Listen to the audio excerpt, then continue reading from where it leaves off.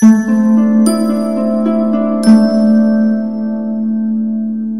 Bharatiya Janata party के उम्मीदवार Sophie Yusuf का अस्करियत पसंदों के गढ़ समझे जाने वाले अनंतनाग में जलसा, जिसमें पार्टी की खातीन और मर्द एक साथ नाचते दिखाई दे रहे हैं।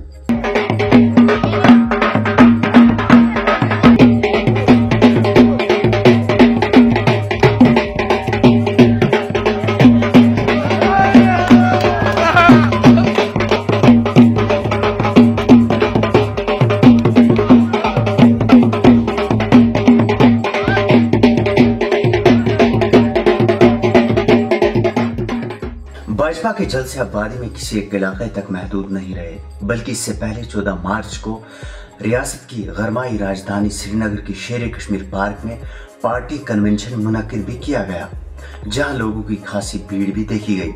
इस कन्वेंशन की खास बात भाजपा के नायब सदर अविनाश खन्ना की मौजूदगी, जिन्होंने कहा कि रियासत में जितना विकास यानी तरक्की इस बार हुई इतनी कभी नहीं हुई। आज आपने मौका दिया भारतीय जनता पार्टी को। आज सबको पता है कि जम्मू कश्मीर के लिए कितना पैकेज आया है और जम्मू कश्मीर के कितना पैसा खर्च हो रहा है। जितना विकास का काम हमारी सरकार होते हुए हुआ है, आज तक ये कभी नहीं हुआ, क्योंकि वो सरकार बनी थी जिसको इस देश के बारे में चिंता थी, प्रदेशों के बारे में चिंता थी। जबकि कन्वेंशन में मौजूद कई कारकुनान अपने चेहरे भी छुपाते नजर आए।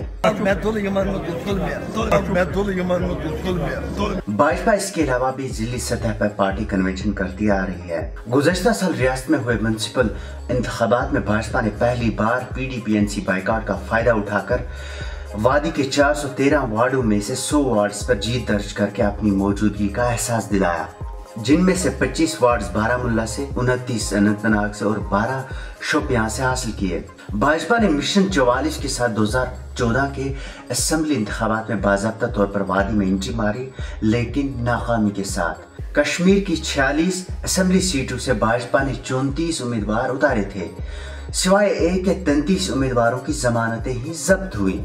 ताहम भाजपा ने वादी में 2% वोट भी हासिल किए।